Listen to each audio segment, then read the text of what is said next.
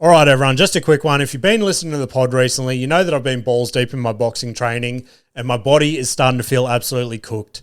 So to keep myself moving and not feel like I've been hit by a truck every day, I've started using anabolic supplements. They're just proper, no BS supplements, and Nutrition Warehouse has their Anabolics weekend coming up where you can save 30% on anabolics products, and if you spend over $50, you get a free can of Freaked Energy drink.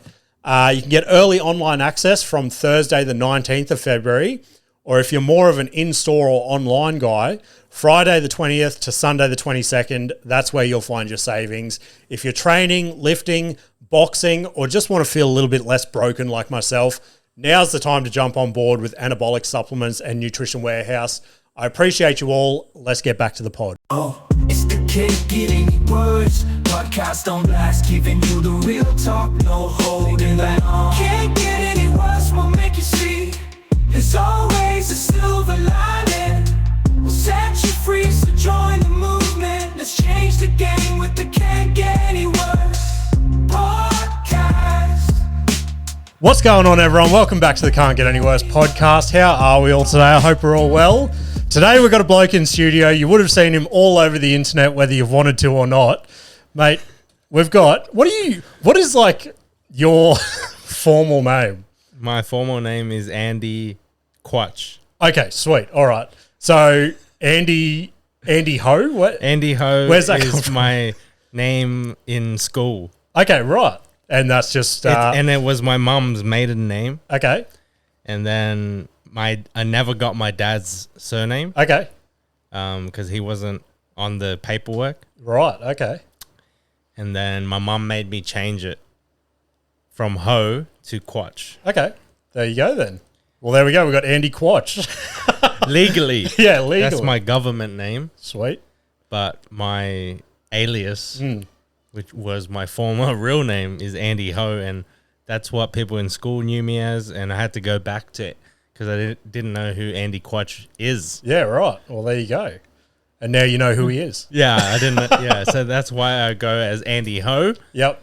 because that's where Hoey Farmer comes from. Perfect. And that's, we might as well rip into it straight off the bat, hey? Everyone knows you as Hoey Farmer. Yes. How did that all fucking come about? Like, that's Yeah. crazy. It started in Darwin, Yeah. and I grew up in Sydney. So then I moved and became a farmer, helped my dad out on the family farm. And then I started making skits on the farm. And then when I came up with the name, my name was still Andy Ho Right. before the change. Oh, yeah. Before your transition. Before the name transition. Yeah. And I was like, they call me Hoey. Like Yeah. my sister, her last name is Nguyen Okay. because we have different dads. Yeah, yeah. And then she would call me Hoey. Right. And then my brother would call me Brother Ho. There you go. So there's other reiterations of his You got name. a million names. I have many names.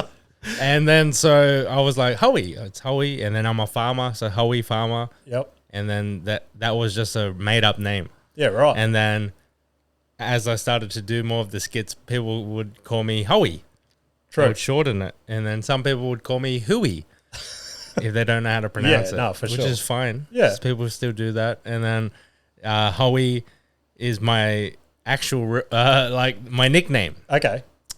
Actually, they just called me Ho. Yeah, right. Okay. Yeah, Ho, sweet. Because there was 3 Andys in the class. Andy Yang, Andy Din, Andy Ho. There you go. And there's another Andy Nguyen, and we're all Asian. Right. So then they call you by I was going to ask. I was going to ask, but I didn't want to say it. So, I'm it's glad like you did. we all look the same and we all have the same name. So yeah, like, how There do you you go. differentiate? I was named Ho, Yeah. and I was made fun. We're gonna go in a whole spiel about my name because it was quite traumatic growing up with the name Ho. Yeah. Okay. In kindergarten, Just kids. My teachers were ho ho ho. Oh, so that was true. already Christmas time was rough. And then ho, your mum's a hoe, Yeah. and then stuff like that. Even my brother would say that to me. Your Yeah. mum's a hoe. I can relate. Like, I've literally just written a stand-up bit about my last name because same deal. Like, my last name's Misson. Every fucking school year, the teacher would be like, "Oh, James Misson," and they'd be like, "Oh, I hope he's here." I was like, "Shut the fuck up." Oh Like, yeah, the missing joke. yeah, exactly. So, And what nationality is missing? To be honest, I haven't really dug back into it. Like, Okay. yeah, so who knows? Some European country, I'd Yeah, imagine. it sounds European. Yeah, for sure.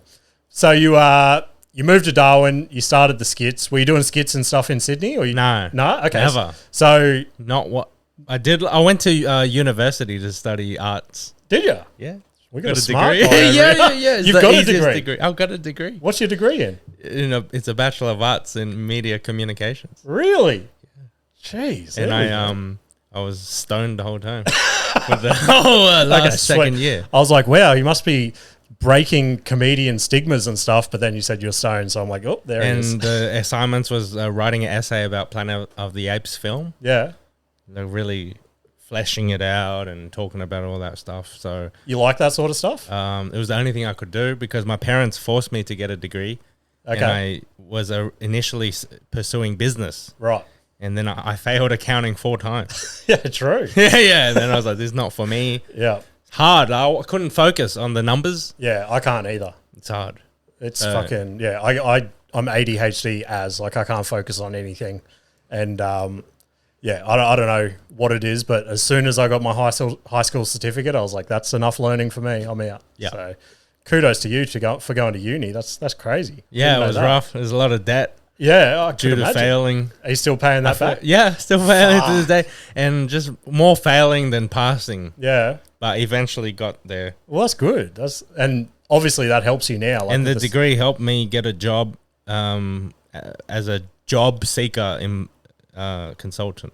Yeah, okay. You know what that job is? Kind of. Explain it It's to like me. Centrelink. Yeah, okay. So that's what I They thought get it was. people who need a job and they send it to me. Yeah, true. And this guy is your employment consultant who will help you find work. So I did a bit of sales. Yeah. So I was working in sales too. That must have been a crazy job. You must have met some characters and shit doing that Oh, sort heaps. of stuff. Like how many lunatics did you have come to you? And you're like, So like you have a caseload Yeah. of like 150 people, and 75 of them are like crackheads. yeah. 10 of them are like seniors. Then you get some good students yeah. on the dole. You know, there's people on the Yeah, dole, yeah. and then you get majority because it was in a place called Blacktown, Okay. and a lot of the people there were on ice and stuff like that. And you help them find a job, like get your like I'll get you a white card. Yeah. You can do construction, get your life together. Yeah. And then he'll disappear for 3 months. And then he comes back and Yeah. he's like, hey, can I get some shoes? I want to get a job. Far Stuff out. like that. That's insane. But so you moved to the farm, and Yeah. then that's where you had the whole skit idea, is it? So I went to the farm and I had nothing to do. Okay.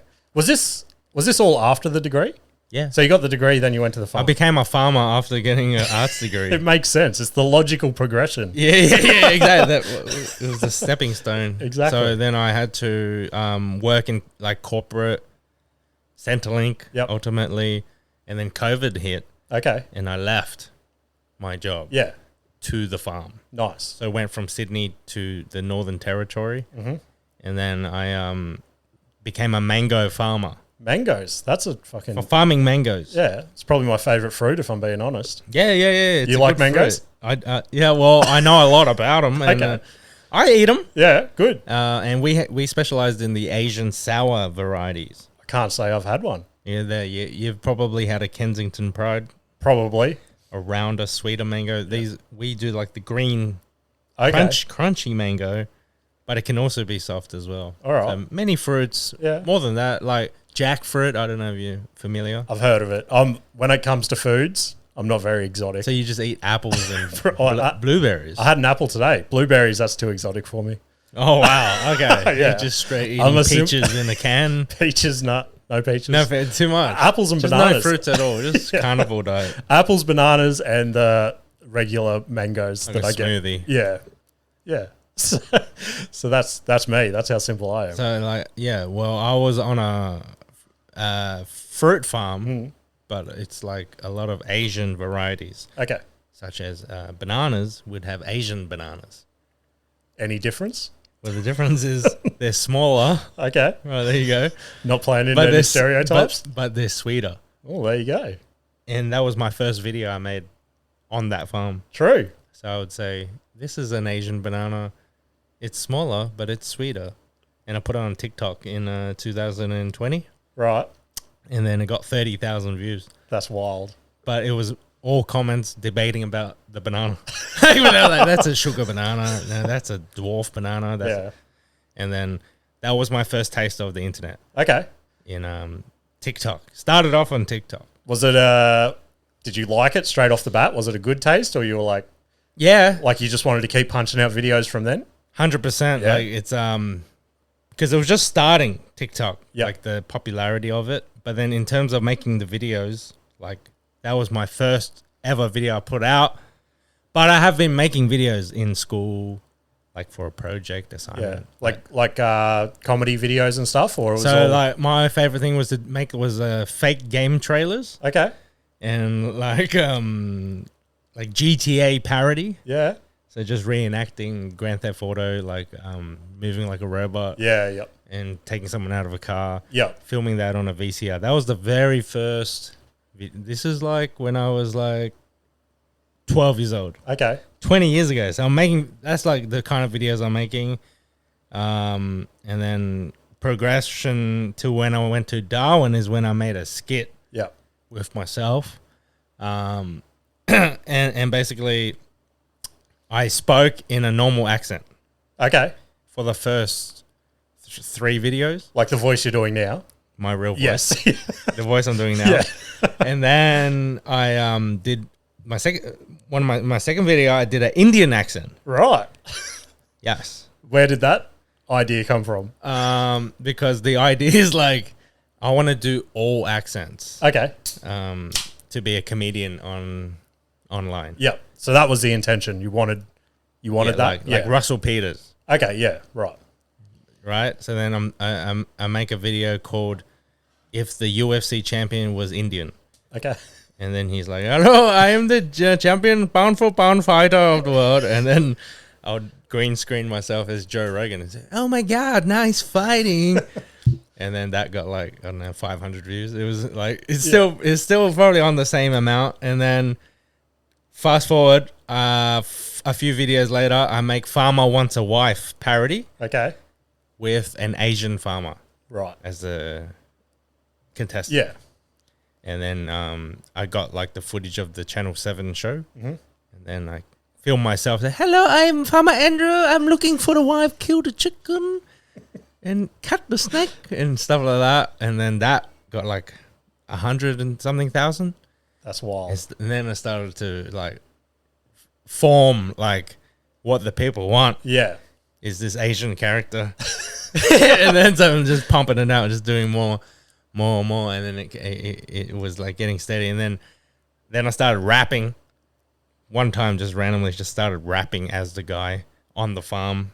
So he's rapping about fruit freestyle. And then that blows up. Rapping about a Toyota Camry. And at that time, the farm, they had like 3 dead Toyota Camrys just lying around.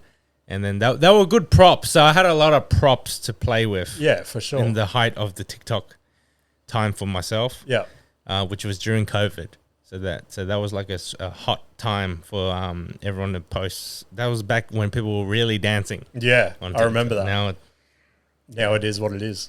now it's different. I don't know. Yeah. People not dancing as much. No, you should bring it back.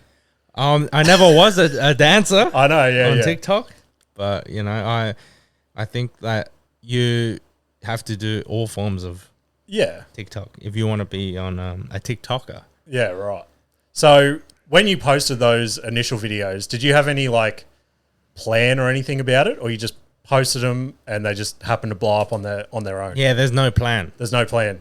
That's because I've had a chat to a couple of people and they're like, you got to study the algorithm and all this shit. And I'm like, sometimes I go on TikTok and it's just like the most random shit and it's got millions of views. I'm like, I'm sure they didn't have a plan. Yeah, there's no plan, but you can look at it afterwards and you see a trend. That's the algorithm. So it's like, oh, people are now doing food reviews of something and you see the same thing. So then those kind of like trends and stuff help you grow the page. But the ultimate engine of the page is just based on what you like to do. Yeah. Okay. Sweet. So you posted those ones and then it just blew up from there, did it? Like the Farmer wants a wife. Yeah, Vietnamese farmer wants a wife. yeah. Vietnamese farmer, just daily activities on the farm. How frequently were you posting?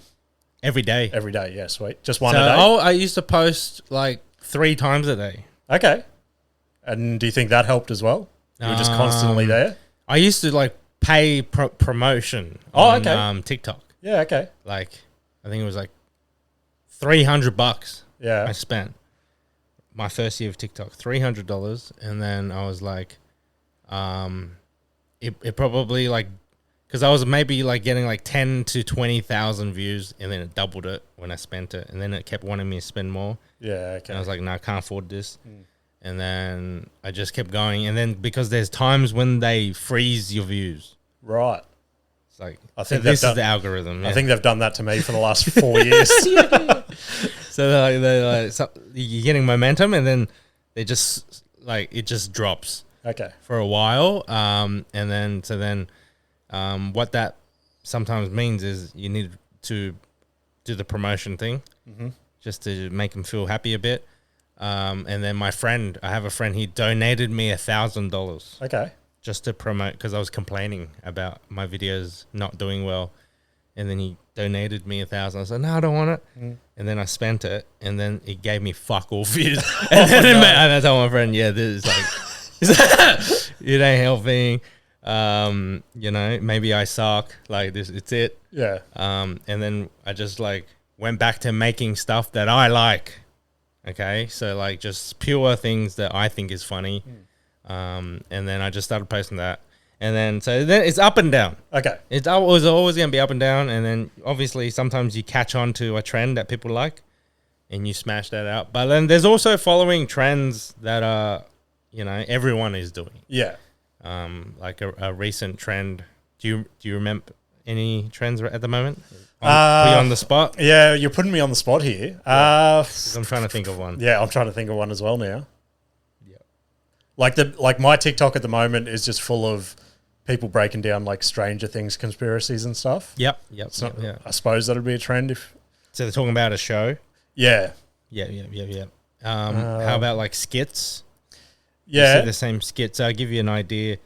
There's a skit where a woman is getting robbed, and they're saying when you, instead of using pepper spray, you use setting spray.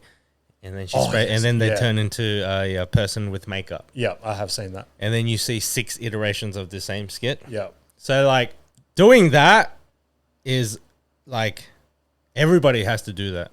Yeah, okay. In social media. Right. If you become a part of the You have game, to follow it. the game. Like no, what it is like, maybe I should do one. Right. Jump on and do it. But then at the same time is like, why? You know what I mean? Like why do I have to do this? Yeah. Yeah. That's how But I that's feel. how the algorithm is. You have to be a part of the algorithm. Yeah, okay. That's wild. Because, like, I guess I relate it to comedy. I'm like, if I steal someone else's idea, I feel like a joke thief kind of thing. You know what I mean? Like, but, I mean, I'm failing miserably at social Here's media, another so- one. Here's another one where the guy, he closes his eyes and it's the guy in the nightclub. Oh, yeah. Yeah. That one's John Hamm. huge on my It's John algorithm Hamm like as that. well. So there's like, oh, maybe I need to do one. Yeah. Why do I need to do one? I don't know. Everyone's doing it. And then you do one, and then you try to add your spin, and you're trying to make, I'm copying everyone, but I'm different. Yeah. You do that, and then you move on to the next day. Every day is like this. So this is like the social media game where it's like someone starts a trend. No one cares who started it, Yeah. mind you. It's just like, It's out there. Yeah. Yeah. So everyone's just copying everyone. Just keep it real. Everyone's just copying everyone. Even myself, just copy. It's just a whole game of copycat. Yeah, right. See, I think that's, I mean, the big reason I'm probably failing on there is because I'm a fucking idiot. But, I mean, maybe I should copy some trends this afternoon. Well, here's the thing. Like, if you copy trends, someone will definitely see it. Okay. Okay, because it's trend. And there's people who are just watching everything Yeah. related to that trend. Yeah, well, Okay. that's true. Yeah. And then you keep doing that and see how you feel after. And Alright. you might feel a bit disgusted with yourself. Like, I've done all these trends. I fucking. That's my biggest fear. That's my biggest fear is just to do all this embarrassing shit, and it's just everyone's seen it. Like every post I do, I just sit there and I hover my thumb over the post button for like 10 minutes, and I'm like, do I want people to fucking see this? Like, yes. Have you ever had that feeling? Yeah, all the time. Yeah. Okay. But now I'm immune to it. Okay. So because I've done it that many times, so it's like I forget about it. Yeah. Just remove myself like as if I never did. So like I work on a video, I post it, I enjoy it for a bit. Oh, it's live. See how people think about it, and then I remove myself from it. Okay. Completely. And I'm like, if you would ask me about it, I don't know what you're talking about. Like that's so you don't go back to comments or anything. You just I will. Okay. Not saying it, but you shouldn't. Okay. Right. You shouldn't. So you don't, and then you keep moving on. Yeah. And then so you worry about the next cringe moment you're about to do. Yeah, for sure. But you don't want to do that. But like ultimately, it's never look back. Right. That's my other tip. That's a good little motto. Don't go back. No. Think about it. Yeah, sweet. So what's it like? I could only imagine you get noticed all the time in public and stuff. So like it depends. Okay. On the demographic. So a lot of people who like my videos are tradies.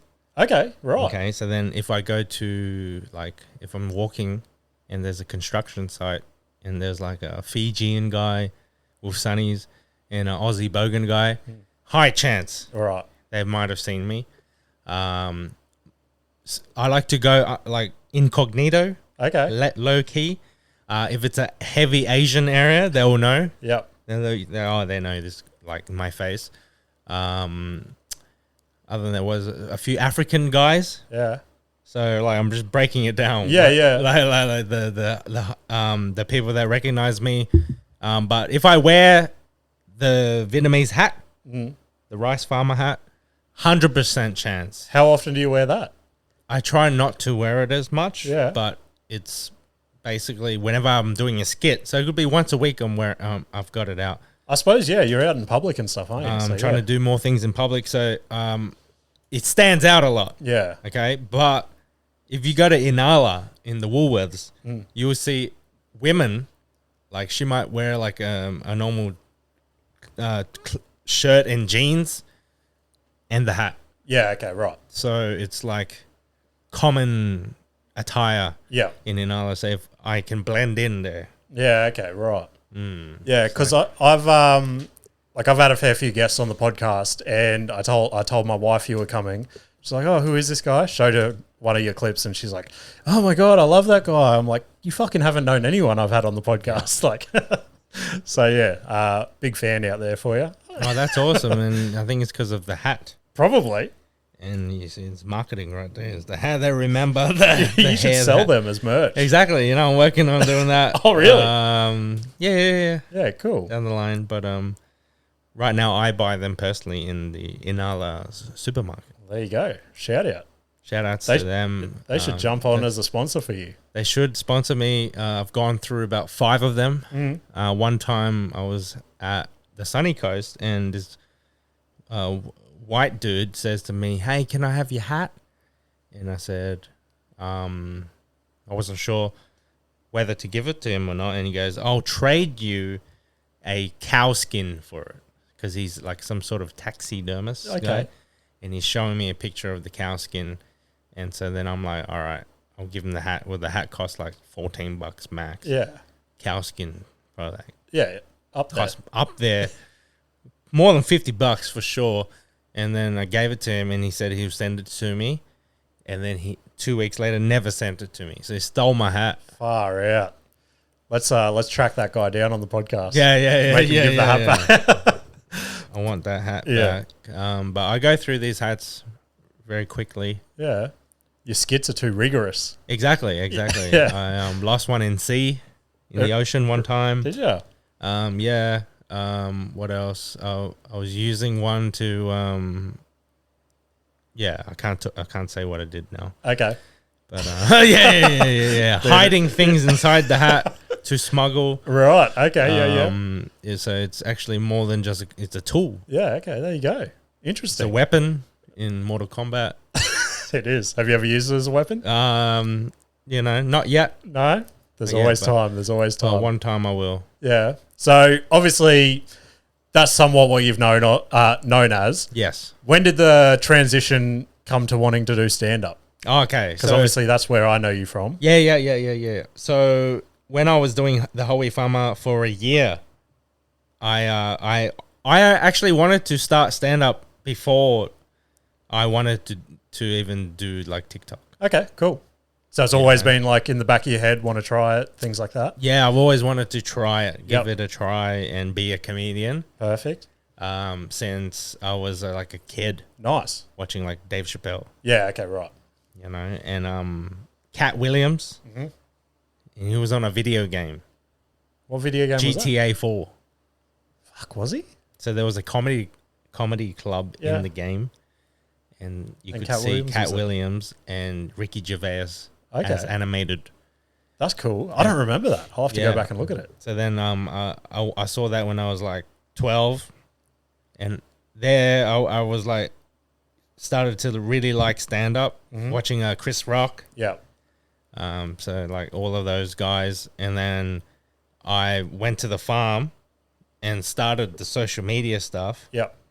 But like that's because I always wanted to do comedy Okay, in sweet. some form. So in the back of your mind, it was always leading to that. Yep. Yep. So then I'm in Darwin, and I'm like, I want to try stand up. So I'm like 30 years old Yeah. now, and I've only been doing content for like a year or so, and then I sign up for an open mic in Darwin. What's the scene like up there? Is there many open mics? No, No, I wouldn't have thought so. I Maybe haven't like- heard about the Pop and Darwin scene. yeah, you haven't heard much about it, but No. there's like maybe like 2 open mics a month. Okay. In the busy season. Cool. Because like if it's like the rainy season, you ain't no one's No showing one's up. going out. Right. Yep. So then during the dry season, we call it, that's when Darwin has somewhat of a not. I mean, like bush doofs. Yep. So those are like, your raves in the bush. Yeah. A lot of people go to that. Okay.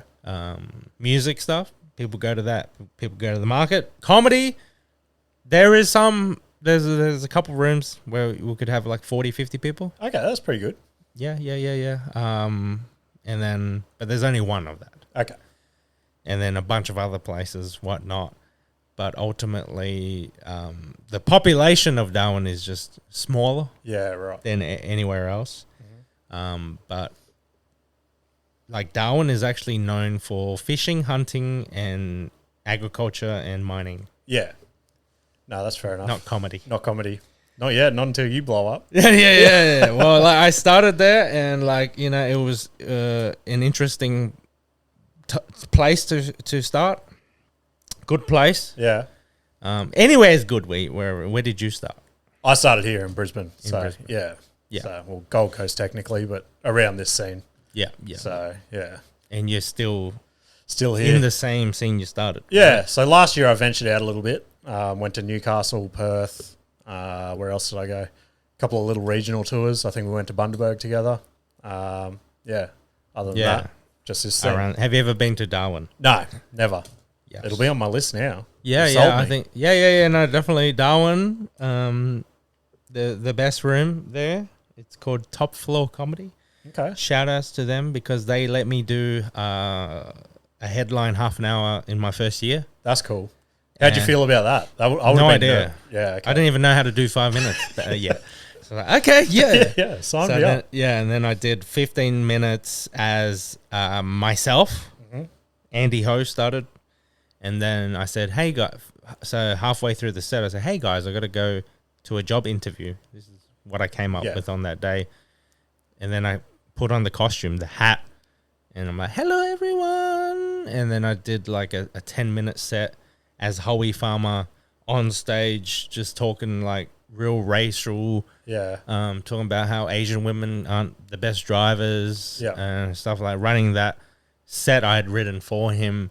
And I think like I was too fresh in comedy to be able to do a split personality Okay. 30 minutes. And then Gotcha. I was so tired after that. And Yeah, I right. was like, whoa. And then after that, I just proceeded to just stop doing Hoey Farmer on stage. Yeah, okay. And then I just had to work on my actual set. Yourself. Yeah. And then, yeah. So I rarely do him Okay. as a thing, but I have many people tell me like it's a great thing to do, like a character. Yeah. It does move tickets I've seen, but yeah. Yeah, to do that, or like to even do crowd work as the character. Yeah. Like I've tried doing it when I went to Melbourne. I like incorporated like 5-10 minutes, but I kept like chickening out and ending it quick, the character. Okay. And going back to myself, Andy Ho, because I was so concerned about my actual set. Yeah, okay, right. Yeah. That's interesting because I've done a couple of sets down the coast with Heath Franklin that does Chopper. Chopper, yeah. Yeah, and I remember being in a green room with him one night and just seeing him like Nico on his tattoos and just see like, because he was saying to us, he's like, I wish I could just go out there and be Heath Franklin, like rather than having to be Chopper. And I was like, fuck, like you see him sell all these tickets and stuff, but then I would hate to have to go and play a character every night instead of being myself. So I think it's good that you're doing your own thing up there. Like, yeah, I find your set hilarious. I saw you the other night at Good Chat, crushed at the Gong Show. Oh, thanks. Yeah, no worries. You meant to say it back. No. You fucking amazing. No, I'm joking. So yeah, because the first time I met you was at I still remember this for some reason. I don't know why, but it was at Guilt Free down in the cellar. Yeah. And as soon as you walked down, I'm like, how do I know this dude? And then I was trying to think, and then I heard a couple of other people whisper that you were like huge on TikTok and shit, and I was like, oh, that's him. And then I think we had like a 5-minute chat, but anyone that's seen me in like the green room of a comedy gig, I'm just the most quiet, awkward person there. I don't know, there's something about being around people and stuff makes me get all weird. So, but I'm pretty sure we had a little chat. Hopefully I didn't put my foot in my mouth. No. I mean, you're here, so.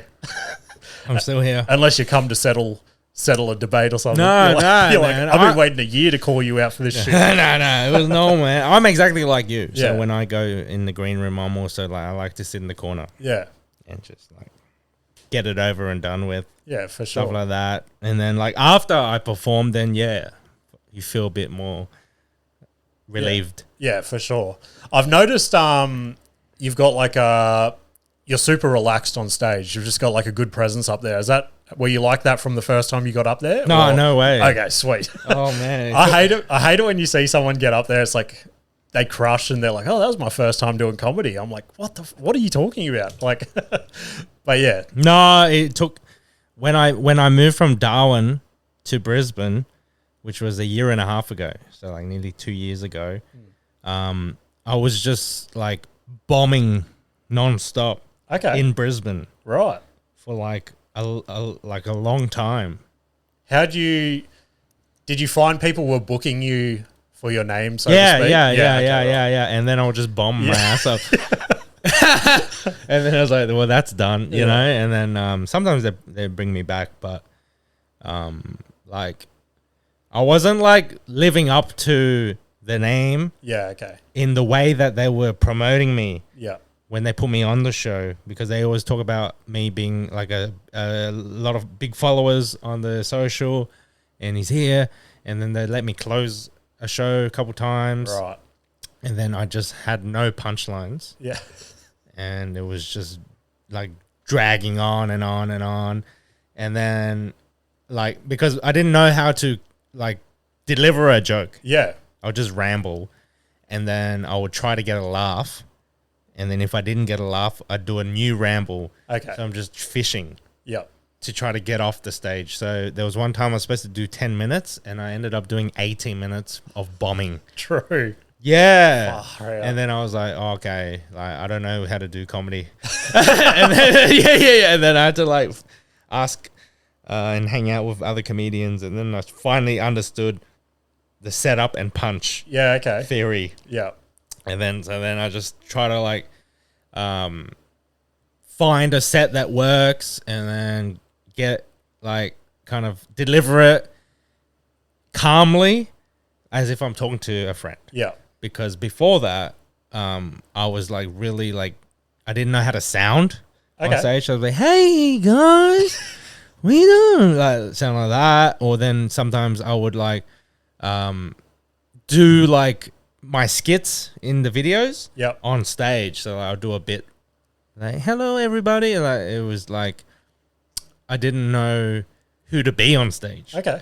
I didn't know how to sound, didn't know who to be, all that stuff, and then ultimately it just sounded like real nervous, real shit. And that was for a while. Okay. And then I was like, oh, how do I like be myself? Just talk about my life, I guess. And then now I finally figured out, now you got to condense it. Yeah. That's the hardest part, eh? Because at the start I was like I had these jokes and they were going well, but like, I don't know, a joke that I've now got trimmed down to 40 seconds or something. It was like a minute 40 at the start, and I was like, I can't lose any of this. It's all crucial. Yeah. And it's crazy just how you like develop that skill, I suppose. Like, it's wild. So just stage time, hey? Yeah, so then the more I put myself on stage, I started to figure out like what works, I guess. And I guess you can't do that unless you go on stage. 100%. Is there, obviously you had the skits that were popping off. Was there part of you that was like, oh, I know how to make shit funny? Like, this will be yeah, okay. Always. So I'll like write a joke in my bed and be like, this is the funniest joke of all time. And then I'd do it and it would bomb. No laughter. And then like it was such like, because I thought it was good and no one batted an eye. Yeah. It's trash. It's like no one even cared about it. Like no one even said, oh, you know that bit? It's actually got something like not even that. So then it's like, it's complete rubbish then. And then, so then I'm like, back to the drawing board. What works? Would you then turn that into a skit? Like, would you then think, oh, this will work online for whatever reason, or you'd just bin it completely? Bin it completely because what I like, sometimes when I write a skit, it's similar to writing a stand-up joke. Okay. But they're both completely different worlds. Yep, okay. You know, like sometimes they can cross over where you can get a punchline for a skit on stage, right? But most of the time when you're writing for that thing, it's like its own, like you got to be in a certain mind frame to plan out a skit. Is like writing a story, a script.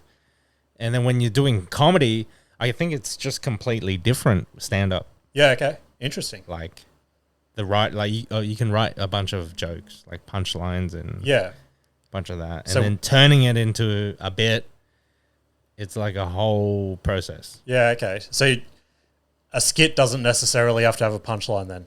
Is that... Sometimes it doesn't, but like if you watch like the reels that people are now teaching people how to make a viral story. So that what they'll tell you is that there needs to be a hook in the beginning. There needs to be like a problem. There needs to be like a resolution or some shit, and then a payoff. Right. And then like everything you post has to have that, and it's like this, and it's actually true. Okay. So you follow that like what's it called? Formula? Do you follow that formula? So the formula, but I am the formula. Interesting. I'm telling you, where it's like you're the secret sauce. I what I realize is I subconsciously follow this formula myself. Okay. Not the best, not to the perfect degree, but because I've been making skits so many times, it's like every skit, it's got to start with a problem and end with a solution and then have a punchline. Okay, gotcha. And every fucking video has the same thing. Yeah. Every video online has the same thing. And then sometimes people like purposely go against the formula. Okay.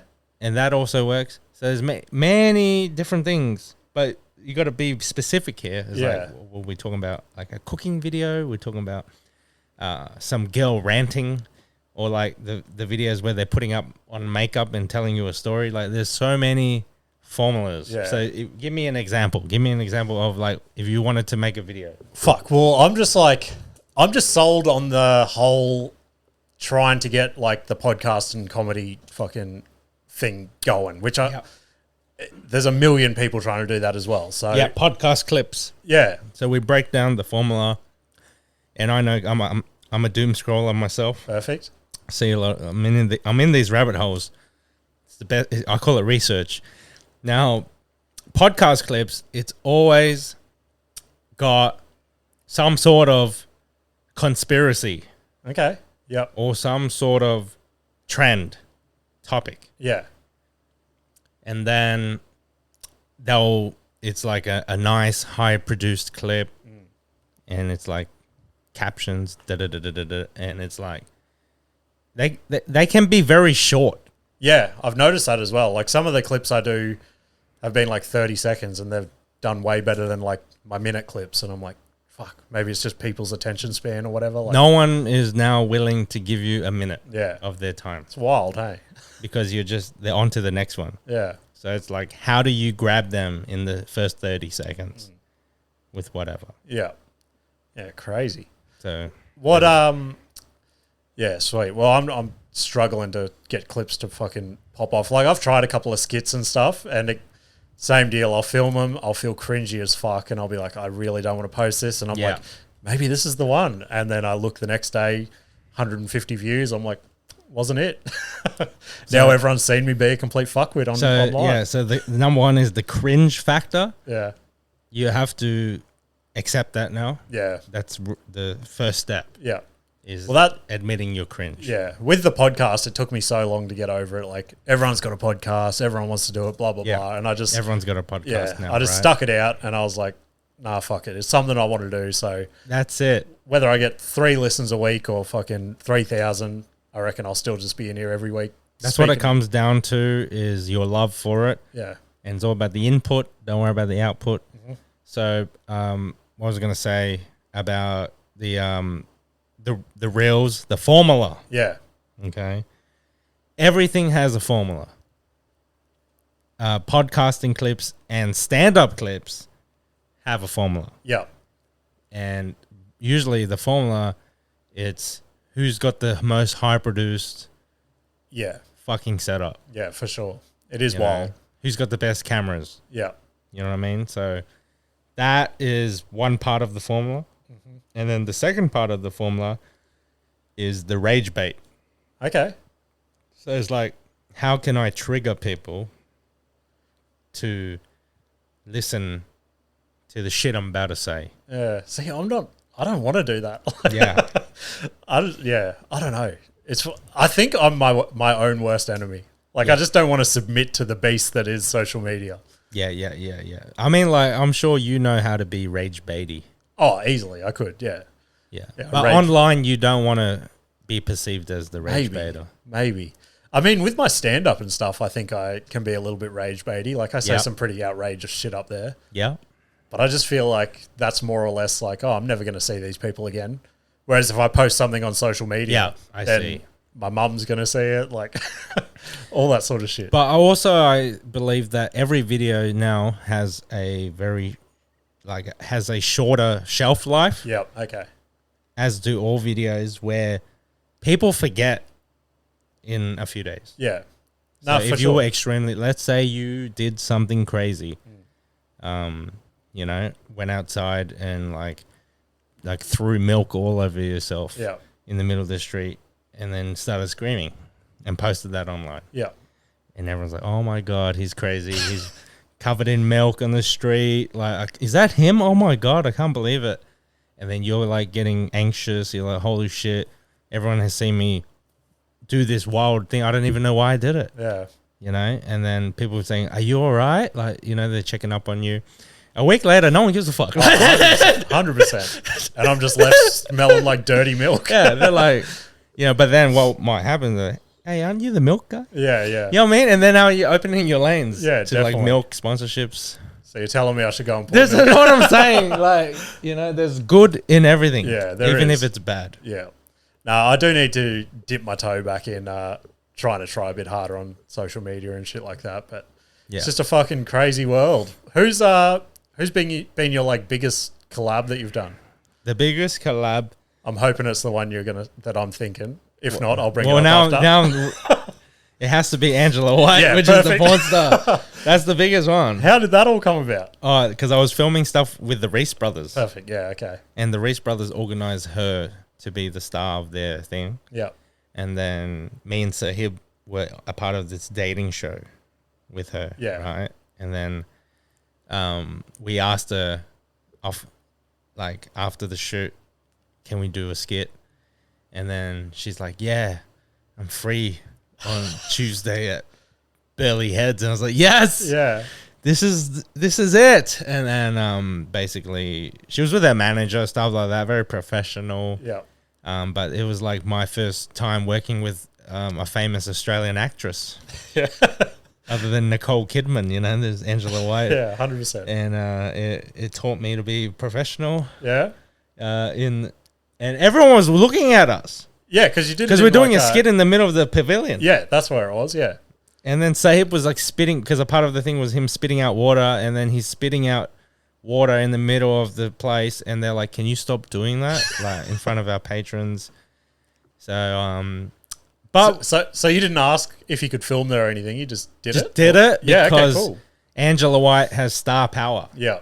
Yeah. Okay. Like you look at her, you're like, yeah, she's. Yeah. I know her from somewhere. Can't And say then- where. yeah, I can't say where. And then she's just doing that.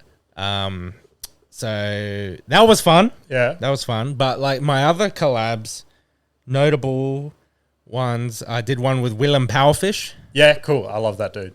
Yes, yeah. Yeah. And that one freaked me out. Why? Oh, because The limits he basically- pushes. Yeah. Because like I'm not like a prank guy. Yeah. But he is the prank king. Yeah. Like that's what he's known for. So he's like, let's do an undersized fish skit, and we'll catch some undersized fish, Yeah. and then you cook them up. And I'm like, is this legal? He's like, I think so. So ChatGPT said it's legal. Anyways, can't find a fish. So then me as a joke, I'm like, hey, how about a goldfish? Yeah. And then he went and got some goldfish. Okay, and this is all I'm gonna say. Yeah. Then he got like a wok for $130, a giant wok, Yeah. and he's like, cook them. Far And out. I'm like, is this legal? And again, as the ChatGPT said, it's legal. Yeah.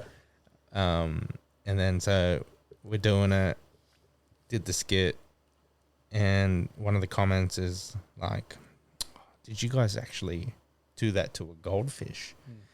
And then Powerfish was like, nah, Hoey did. And I was like, oh, okay, here we go. I had to fight the allegations. So it's a prop fish. Yeah.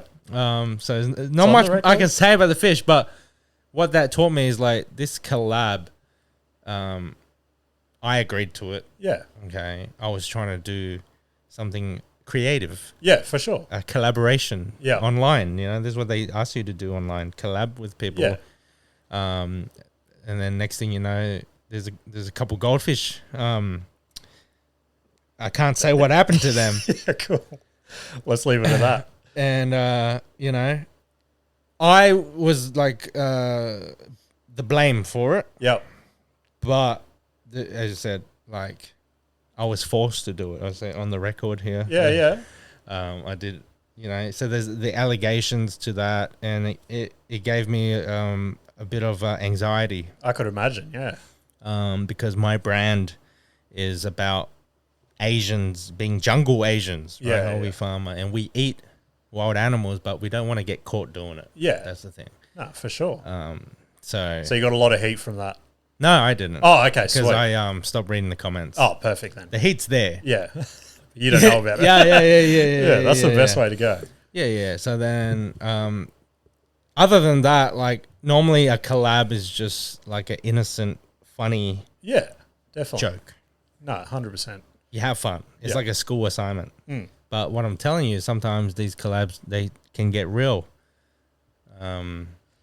Well, I'd like to as you see think there. that this collab won't get you in any trouble, hopefully. No, that's it. And I'm trying to push the boundaries.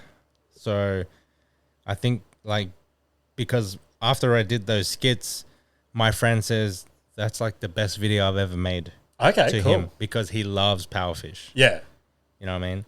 But like for me, it's like I'm not used to doing pranks. Yeah, okay. No, that's fair. You got your own lane. but it looks like I'm gonna be moving into that. Oh, okay, cool. Some ideas. not that I bubbling want away? to, Yeah, but it's because that's what the people want to see yeah, definitely. is shock. Yeah, they get me every clip I see. I'm like, I got to sit there and see what fucking happens. Because it's a formula. Yeah, They said the exactly. hook formula.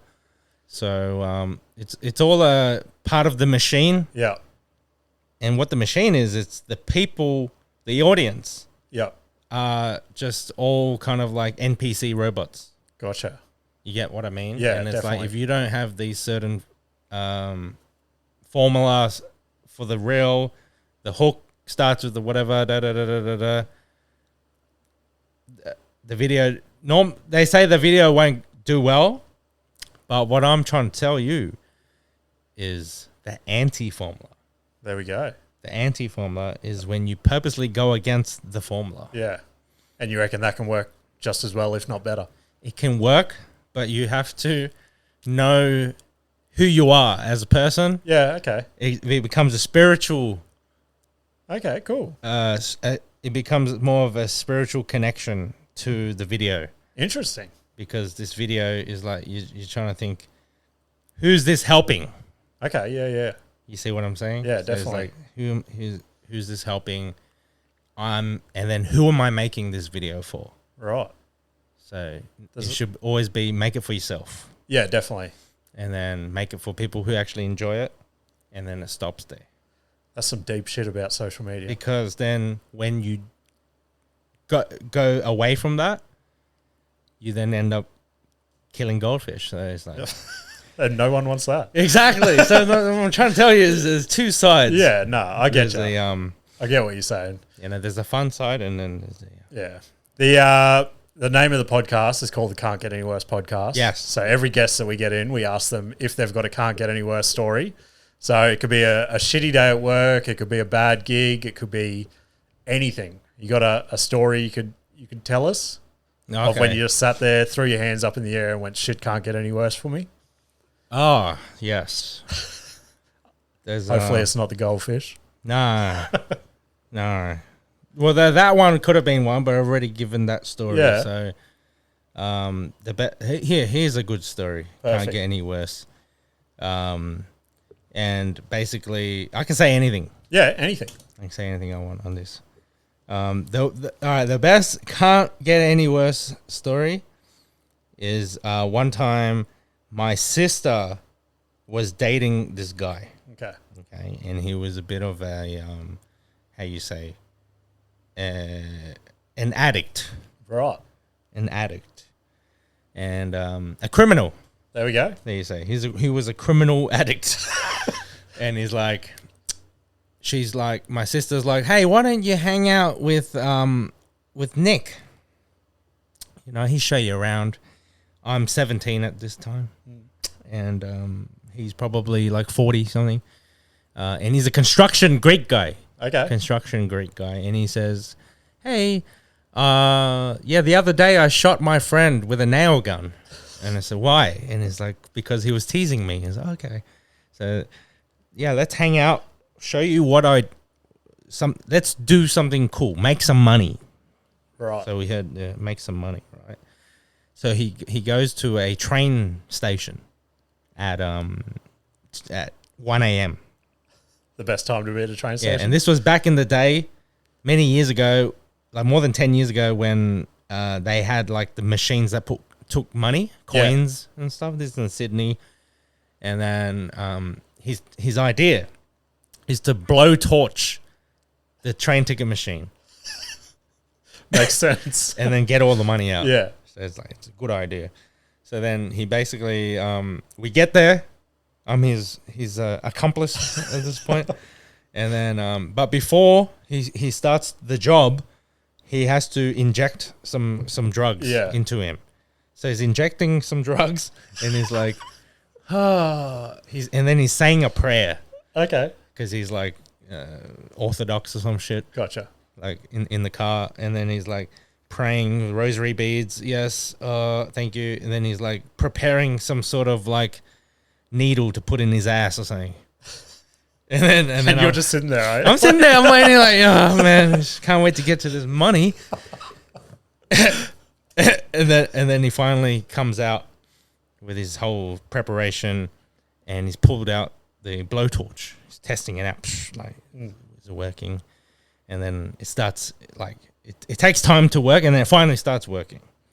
By this time, it's 4 a.m. and people are going to work. They got like suits. Oh god. And they're catching the train to go to work. And I'm like, dude, like, this is like not a good time anymore. Like, you took way too long setting up.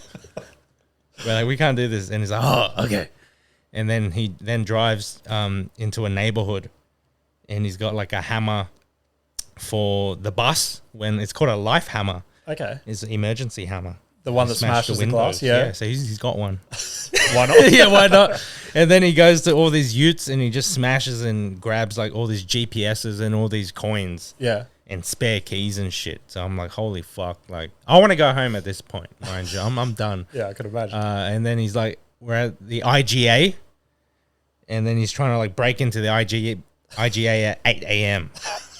And we're hiding behind a bush. And I'm like, what the hell? Anyways, he finally completes his like little fucking marathon. And then he takes me to McDonald's in the drive-thru because he's got about $300 in gold coins now. And he buys me a bacon and egg McMuffin, and I'm eating it, and I'm crying, and I'm like, please, I don't want to do this anymore. Okay. And then after that story, I never hanged out with Nick again. And the legend is, I don't know if he's still alive, but shout outs to Nick, man. He was a crazy man. Yeah, thanks for that incredible yeah, there you go. Take that story. Yeah. It's a good that's story. That's a sick story. Thanks for Thanks for sharing it. Yeah, thank you. But I guess to wrap up, what are your plans moving forward? You're going to focus more on stand up, or so the stand up? I'm doing a tour with Sahib. Yep, cool. Where we're going to do the Fringe festivals, so Perth, Adelaide, Melbourne, stuff like that. So just get the reps in. Yep. Work it out, because I'm trying to work towards doing like my own show in the future. Yeah, cool. Which would be like, would have me in character and myself. Yep. So my goal is basically trying to improve the set until that time. Okay, sweet. However that looks, and you know how it is. Yeah. When you want to make a show. Yeah. And you have to do all these other shows to make a show. No, full credit to you, because I'm sure we both know a million influencers and even podcasters out there. They don't do any stand up, and then they go and sell a tour for like their solo show, and it's just dog shit. So yeah. So exactly. It's full credit to you for putting the reps man. in and just fucking getting out there, because I've seen you around the traps. You're definitely hustling. So thanks, bro. And I think you and Sahib work well together. So yeah, man. So definitely we'll see you around more gigs. Yeah, for sure. And that's how I see gigs, is just like reps. Yep. And you have a good one, you have a bad one. Exactly. You have another one though. Yeah. No, definitely. So it's like non-stop. So good. It's wild. Yeah. Like last night, I had probably one of my biggest crushes in a long time. And it's just like, it was much like Nick with his fucking addiction. It was like okay, I'm good to go another couple of months now of just brutal bombing. So exactly, it's wild. Yeah, you can never beat that feeling. But I appreciate you coming on the show. Thank you so much. And all your stories funny as fuck. So thanks, man. Appreciate it, bro. Hope the listeners enjoy it. I appreciate you all, and I will see you later. See you later. Can't get any worse, we'll make you see. There's always a silver lining. We'll set you free, so join the